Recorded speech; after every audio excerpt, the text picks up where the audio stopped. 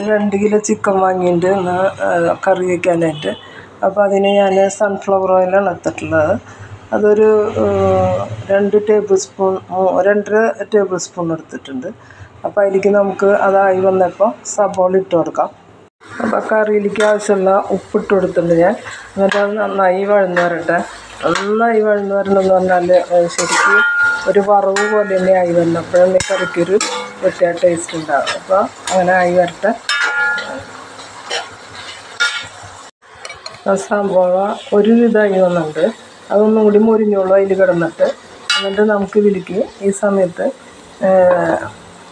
2 വലിയ table spoon ഇഞ്ചി, പച്ചമുളക്, വേപ്പില, ഇഞ്ചിയും പച്ചമുളകും വേപ്പിലയും ഒന്ന് അരച്ചെടുത്തത് ഇതിലേക്ക് ഇടാം.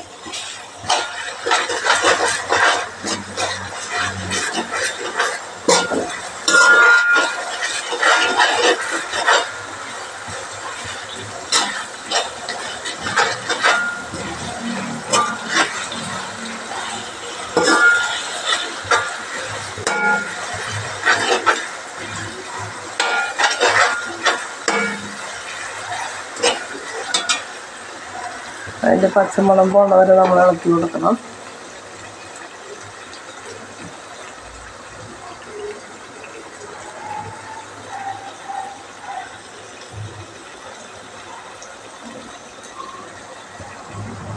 ഇതിൽ നമ്മൾ തക്കാളി 3 അടിച്ച് ചേർക്കണം.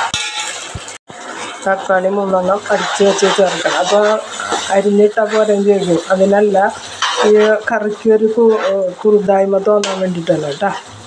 അത് അപ്പോൾ നല്ലൊരു ടെക്സ്ചർ ഉണ്ടാവും അതിന് വേണ്ടിയിട്ടാണ്. അപ്പോൾ അരിഞ്ഞിട്ടാലും മതി. ഞാനിപ്പോൾ അടിച്ച് ചേർത്തത് കൊണ്ട്. അപ്പോൾ അതിൻ്റെ അതൊന്ന് നന്നായി ആവണ വരെ നമ്മൾ ഇളക്കി കൊടുക്കണം.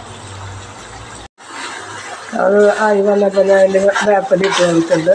ഞാൻ ആദ്യം ഇഞ്ചി പച്ചമുളകൊക്കെ അരച്ചിട്ടപ്പോൾ അതിൽ കുറച്ച് വേപ്പില ചേർത്തായിരുന്നു. അപ്പോൾ അത് കൂടാണ്ടാണ് വേപ്പിലയൊക്കെ ചെല്ലുന്നത് നല്ലതാണ്. അപ്പോൾ അതങ്ങനെ ഇട്ടു. ഇനി അതിലേക്ക് നമ്മൾ പൊടികൾ ഇടണം. അപ്പോൾ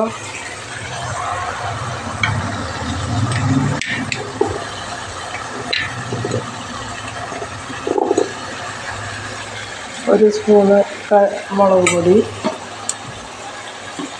1 ടേബിൾ സ്പൂണ് മല്ലിപ്പൊടി,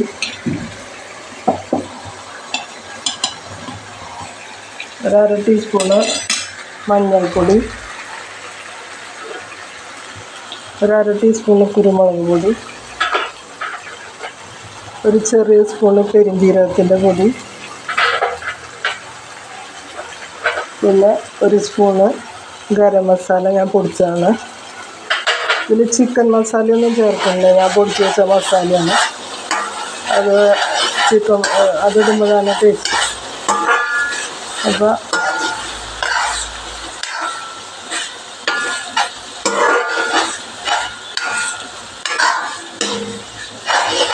അതിൻ്റെ ഒരു കുത്തൊക്കെ ഉണ്ടല്ലോ, അതൊക്കെ പോണ വരെ ഒന്ന് ഇളക്കി കൊടുക്കുക. നമ്മൾ വല്ലാണ്ട് വറുത്തിട്ടൊന്നല്ല ചെയ്യണത്. അപ്പോൾ അതിൻ്റെ ഒരു ഇതൊക്കെ പോയിക്കോട്ടെ. ഇനി നമുക്ക് ഇതിലേക്ക് ചിക്കൻ ഇട്ട് കൊടുക്കാം.